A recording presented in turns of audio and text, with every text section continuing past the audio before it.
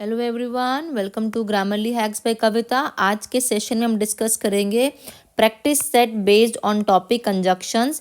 Conjunction topic आपके syllabus में as it is mention नहीं किया हुआ है, लेकिन एग्ज़ाम में यहाँ से क्वेश्चंस देखने को मिलते हैं हमें। अभी जो आपका अपकमिंग एग्ज़ाम आ रहा है वो आने वाला है, हाई कोर्ट का एग्ज़ाम होगा एक आप लोगों का, और उसके बाद होगा आपका JKPSI का एग्ज़ाम, ठीक है ना। इन दोनों ही एग्ज़ाम में ग्रामर पोर्शन आपका मेंशन किया हुआ है और वहाँ पे आपको कंजक्शन से क्वेश्चन देखने को मिलेंगे, ठीक है ना। ऐसा नहीं है कि आप इस टॉपिक को मिस कर सकते हो, इस टॉपिक से भी एक आधा क्वेश्चन देखने को हमें मिल सकता है एग्जाम में, ठीक है ना। इसीलिए मैंने इस टॉपिक के ऊपर आज एरर्स क्वेश्चंस लाए हैं जो कि आपके लिए काफ़ी ज़्यादा एग्जाम में हेल्पफुल रहेंगे। सबसे पहले कंजक्शन होते क्या है आपको पता है, इनको आप कनेक्टर के नाम से भी जानते हो। कनेक्टर्स क्या होते हैं?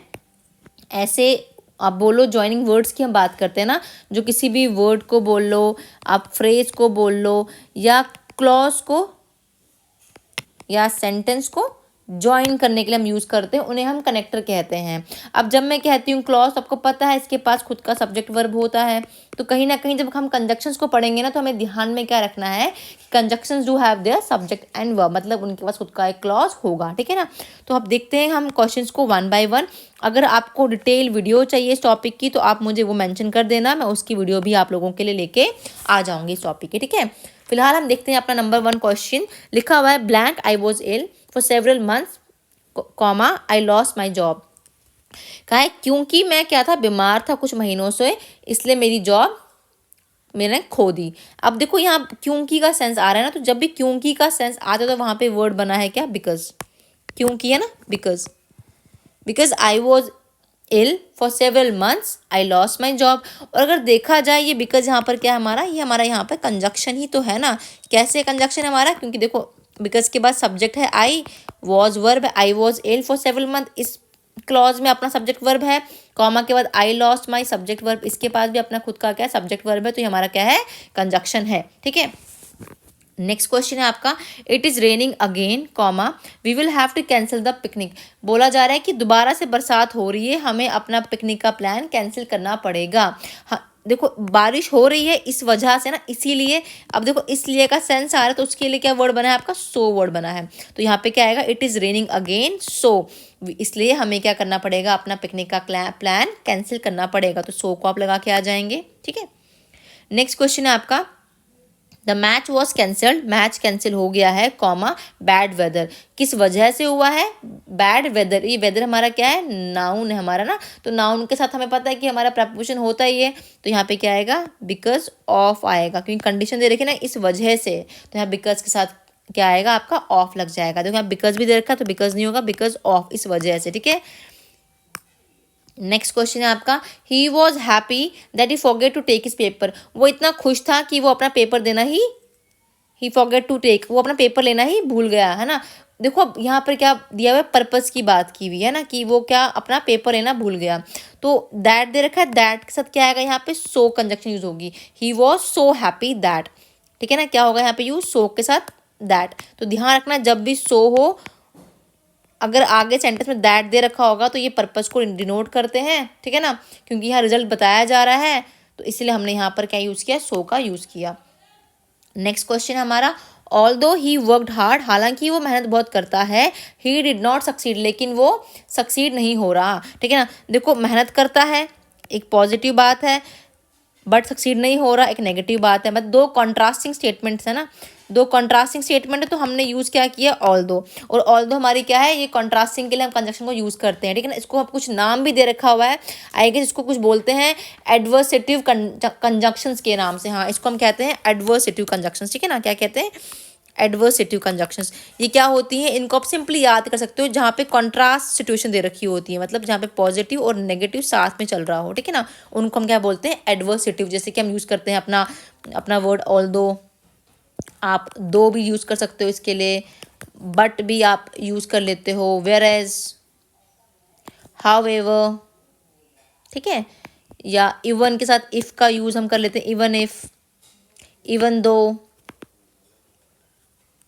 ठीक है। वेयर एज मैंने से बता दिया होगा, वेयर एज आपको, नेवरदलेस, ये सारे के सारे के हमारे एडवर्सेटिव कंजक्शंस होती हैं, जिनको हम कहते हैं कॉन्ट्रास्टिंग। तो यहाँ पे देखो वही यूज हुआ ना ऑल्दो, तो हमेशा ध्यान रखना आपको यहाँ पे लगेगा कि क्या होगा, although he work hard but he did not succeed. Maximum बच्चे बट लगा के आते हैं कि बट नहीं आएगा, यहाँ पे क्या आएगा, यट आएगा। अब यहाँ पे यट का सिंपल लॉजिक क्या ध्यान रखोगे, क्योंकि उसके पहले आपको यहाँ पे ऑल्दो लिखा था और ऑल्दो के साथ क्या आता है हमारा, यट आता है। तो ऑल्दो और यट का पेयर जो है वो क्या होगा, सही होगा, ठीक है ना। अगर यहाँ बट का ऑप्शन दिया हो तो बट को आपने गलत करके आना है, यहाँ पे यट आएगा। With although always use yet. अब देखो इसी हिसाब से ना एक क्वेश्चन घुमा के कैसे एग्जाम में दिया होता है आपको एक सेंटेंस लिख के दिया होता है, एक पार्ट को आपको इटैलिक में किया होगा या इसको अंडरलाइन करके दे रखा होगा, ठीक है ना। अब मेरे पास अंडरलाइन का ऑप्शन था नहीं तो मैंने इसको रेड से हाईलाइट कर दिया आपके लिए, ठीक है। पढ़ो स्टेटमेंट को, लिखा है दो she was responsible for the accident. क्या मतलब, क्योंकि वो रिस्पॉन्सिबल है इस एक्सीडेंट के लिए, नो बडी ब्लेम्ड हर, किसी ने उसको ब्लेम नहीं किया। आपको बोला कि ये जो पार्ट दिया है ना यहाँ पे जो रेड से मैंने हाईलाइट किया, आपको बताना है कि ये सही है गलत है। अगर गलत नहीं है तो यहाँ पे नो एरर का ऑप्शन है, अगर गलत है तो बताओ किस पार्ट में गलती की हुई है आपके। अब देखो यहाँ पर भी सेम था, यहाँ पर भी ऑल दो लिख दो या दो लिख दो। ये ऑल दो क्या हमारा कॉन्ट्रास्टिंग वाला केस है ना हमारा, तो हमारे माइंड में क्या आएगा कि मैम ने कहा था कि यट वाला सही हो जाएगा, है ना। ऑल दो के साथ मैंने कहा था अभी आपको कि यट लगा देना है आपको, तो आप देखोगे यहाँ पे यट वाला, तो आप इसको टिक करके आ जाओगे यट वाले को, बट ये गलत है यहाँ पे। अब ये गलत क्यों यहाँ पे, क्योंकि इसके पहले नोबडी से पहले कॉमा दे रखा हुआ है। कॉमे का मतलब क्या, ये एक पार्ट हो गया सेंटेंस का हमारा ना कि although she was responsible for the accident, comma करके अगली बात की है नो बडी ब्लेम, किसी ने उसको ब्लेम नहीं किया। तो यहाँ पे यट लगाने की जरूरत नहीं है ना, इस कॉमन इस यट को समझो खा लिया अपनी बात को कहते कहते, ठीक है ना। तो यहाँ पे यट आपको लगाना ही नहीं है, यहाँ पे आपका जो नो एरर है वो बिल्कुल सही हो जाएगा, ठीक है ना। तो ध्यान रखना, कभी कभार हम जल्दबाजी में स्टेटमेंट्स को पढ़ते हैं, पूरा स्टेटमेंट को ध्यान नहीं देते हैं, ठीक है ना। यहाँ पे यट क्यों लगा, बिकॉज यहाँ पे कोई कॉमा मेंशन नहीं किया था। अगर यहाँ पे हमने कॉमा लगा दिया होता तो यट लगाने की हमें जरूरत नहीं थी। यहाँ पे हमने क्यों नहीं लगाया, क्योंकि यहाँ पे कॉमा मेंशन किया हुआ है, इसलिए हमने यहाँ पे यट को यूज नहीं किया। नेक्स्ट क्वेश्चन है हमारा 7th क्वेश्चन है, I don't know blank he will come और नॉट। मुझे नहीं पता कि वो आएगा या नहीं आएगा। आपको देखो यहाँ पे और दे रखा हुआ है, तो हमेशा ध्यान रखना वेदर के साथ और का पेयर बन जाता है, ठीक है ना। I don't know if he will, अब यहाँ पर इफ भी आपको दिया हो सकता है, आपको लगेगा कि इफ सही होगा, लेकिन इफ़ नहीं आएगा, इफ़ के साथ और हम यूज़ नहीं करते हैं, ठीक है ना। इफ़ के साथ हम और को यूज़ नहीं करेंगे, तो यहाँ पे पहले इफ़ को काट लो आप, गलत है ये।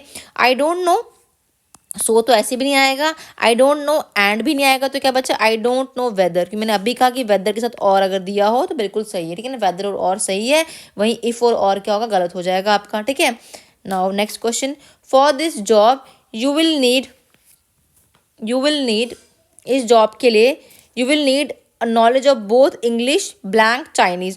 तुम्हें नॉलेज होना चाहिए इंग्लिश का भी और चाइनीज़ का भी इस जॉब के लिए, है ना। अब देखो यहाँ पर एक वर्ड दे रखा है आपको बोला यहाँ पे एज वेल एज यूज़ करो, या आपको एंड यूज़ करना है, या आपको और यूज़ करना है।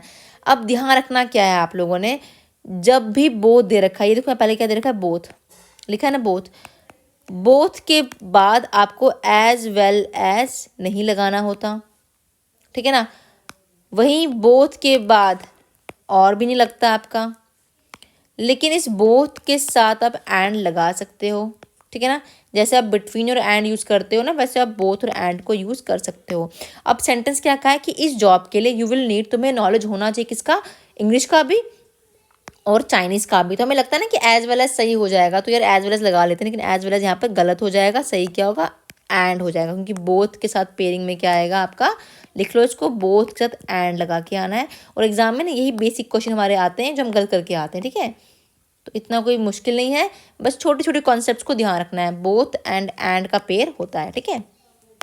नेक्स्ट क्वेश्चन है आपका, unless you do not give the keys to the locker you will be kill. जब तक ना तुम कीज दो लॉकर की तो तुम्हें मार दिया जाएगा। अगर सिंपल मतलब कि अगर तुमने कीज नहीं दी तो तुम्हें मार दिया जाएगा, यही मतलब है ना। देखो अनलेस है, खुद में नेगेटिव वर्ड है, तो डू के बाद नॉट, ये नेगेटिव तो नहीं आएगा ना। एक ही जगह पे दो नेगेटिव कैसे आ सकते हैं, मैंने बता रखा है कि अनलेस के तुरंत बाद नेगेटिव नहीं होगा। हाँ, अगर कॉमा लग के अगली स्टेटमेंट होता है ना, कॉमा के बाद का क्लॉज होता है और वहाँ पे नॉट लिखा होता तो वो हमारा सही हो जाता। तो यहाँ पे डू नॉट नहीं आएगा। Unless you give the keys, जब तक ना तुम कीज दोगे the keys to the locker you will be killed. अगर तुमने कीज नहीं दी तुम्हें मार दिया जाएगा, ठीक है ना। तो यहाँ पे डू नॉट नहीं आएगा। नेक्स्ट क्वेश्चन है I can not allow, could not नहीं होगा ये, आई कैन नॉट अलो, अच्छा आई कुड नॉट गो है, ठीक है ठीक है, वेट एक सेकेंड दीजिए। I could not go to school blank I was seriously ill. मैं स्कूल नहीं गया, क्यों? क्योंकि मैं सीरियसली इल था। मतलब रीज़न दे रखा है ना हमें, क्या रीज़न है हमारे पास, क्योंकि मैं इल था, है ना। तो रीज़न के लिए हम यूज़ क्या करते हैं, स्ट्रॉन्ग रीज़न के लिए हम यूज़ करते हैं क्योंकि वर्ड। क्योंकि इंग्लिश में बोलते हैं बिकॉज, क्योंकि मैं बीमार था। तो यहाँ बिकॉज जो है बेस्ट ऑप्शन चूज़ करेंगे हम, ठीक है ना। यहाँ पे एज भी आ सकता है, लेकिन एज को हम यूज़ करते हैं विद वीक रीज़न। लेकिन यहाँ तो बता रखा है ना हमें, क्योंकि मैं बीमार था, तो क्योंकि बीमार था, आई वॉज सीरियसली इल था, है ना। तो यहाँ पे बिकॉज आ जाएगा, ठीक है। नेक्स्ट क्वेश्चन है आपका, I can not allow you to go out of the class unless they provide further instruction. मैं तुम्हें क्लास से बाहर नहीं जाने दूंगा या दूंगी जब तक ना मुझे क्या होंगे, फर्दर इंस्ट्रक्शंस मिलेंगी। तो देखो यहाँ ये अनलेस यूज़ किया है वर्ड। अनलेस को हम यूज़ कब करते हैं, अनलेस का यूज़ होता है कंडीशन को बताने के लिए। अनलेस डिनोट करता है कंडीशन को बताने के लिए। लेकिन यहाँ पे बताया हुआ है कि उस टाइमिंग की बात है ना, एक टाइम की बात बताई जा रही है, तो डिनोट टाइम को करता है अनटिल वर्ड, ठीक है ना। अनटिल, जब तक ना वो समय पे बताएंगे। तो यहाँ पे ये वर्ड क्या आएगा आपका, अनटिल आना चाहिए था, अनलेस नहीं आना चाहिए था, ठीक है ना। I can not allow you to go out of the class until they, जब तक ना मुझे वो क्या देंगे, प्रॉपर टाइमिंग बता देंगे इंस्ट्रक्शंस की, ठीक है। नेक्स्ट है ऑल दो I tried my best but I couldn't pass the exam. हालांकि मैंने अपना बेस्ट ट्राई किया लेकिन मैं एग्ज़ाम पास नहीं कर पाया या कर पाई। अब देखो ऑल दो लिखा हुआ है यहाँ पे, यहाँ बट तो आएगा नहीं। देखते ही आंसर येट लगाना है। मैंने पहले कहा कि ऑल दो और येट जाएगा, क्योंकि ऑल दो हम यूज़ करते हैं कॉन्ट्रैक्शन के लिए, कॉन्ट्रास्ट बताने के लिए। ऑल दो मैंने अपना बेस्ट ट्राई किया, पॉजिटिव है, but I could not pass negative है। तो यहाँ पॉजिटिव नेगेटिव है, तो यहाँ पे येट लग जाएगा, ठीक है। नेक्स्ट क्वेश्चन है the workers take a break between 4 PM blank 6 PM every day. Workers हर दिन ब्रेक लेते हैं, कब से कब तक, बिटवीन 4 and 6। देखो मैंने अभी बताया था पीछे आपको, बिटवीन के बाद एंड लगा के आना है। और ऐसे क्वेश्चन एग्जाम में बहुत कॉमन दिखते हैं हमें, ठीक है ना। तो यहाँ पे आपको फॉर का ऑप्शन दिया और कंफ्यूज करने के लिए बिटवीन 4 PM फॉर 6 PM तो नहीं आएगा। हम यहाँ पे 2 लगा सकते हैं ना, between 4 PM to 6 PM confuse होके, तो ये भी नहीं आएगा। या बिटवीन 4 PM और 6 PM तो और भी नहीं आएगा। तो जो राइट ऑप्शन होगा यहाँ पे वो क्या होगा आपका, एंड होगा, बिकॉज बिटवीन और एंड का पेयर बनता है, मैंने पीछे बताया आपको। तो यहाँ पे एंड जो है वो आपका सही ऑप्शन बन जाएगा। नेक्स्ट क्वेश्चन है आपका, आई कैन नॉट से blank he pass the exam और नॉट। मैं नहीं बता सकता कि उसने एग्ज़ाम पास किया भी है या नहीं। देखो आई कैन नॉट से ही, देखो यहाँ और लिखा है। आपको तो अभी जो टॉपिक चल रहा है कंजक्शंस का है ना, तो कंजक्शंस को पकड़ के देखना है ना। तो अभी मैंने बताया था पीछे और यहाँ पे क्या आएगा, वेदर। मैं नहीं बता सकता कि क्या वो एग्ज़ाम वेदर। अब यहाँ पे बच्चे क्या लगा सकते हैं, यहाँ पर हम इफ़ भी लगा सकते हैं ना, कि आई कैन नॉट से if he has pass exam. लेकिन यहाँ और लगा दिया ना, तो और से पीछे और के साथ वेदर, वेदर और का पेयर होता है, इफ़ के साथ और नहीं लगता, ठीक है। तो ध्यान रखना, इसलिए यहाँ वेदर आया, इसलिए यहाँ पे और इफ़ नहीं आया आपका। नेक्स्ट क्वेश्चन है you have to work hard blank you will fail. तुम्हें मेहनत करनी पड़ेगी अदरवाइज क्या तुम फेल हो जाओगे, यही कहा जा रहा है सेंटेंस में। देख लो सेंटेंस को, you have to work hard, since तो नहीं आएगा, सिंस तो टाइम को बताता है। फॉर भी नहीं आएगा, ये बताएगा ड्यूरेशन की बात करेगा। एंड तो नहीं आएगा, एंड दो पार्ट को लिंक करने के लिए यूज होता है। तो यहाँ पे क्या आएगा, you have to work hard, और नहीं तो तुम क्या हो जाओगे, फेल हो जाओगे। तो यहाँ पे जो और है आपका वो बेस्ट ऑप्शन बन जाएगा, ठीक है। आई होप आपको ये 15 क्वेश्चन समझ आए होंगे। मैंने बेसिक्स ट्राई की समझाने की आप लोगों को। इसके बाद इसका पार्ट 2 भी लेके आऊँगी। फिलहाल के लिए इसको आप देख लेना एग्जाम से पहले। This video might help you in examination. Thanks and have a nice day.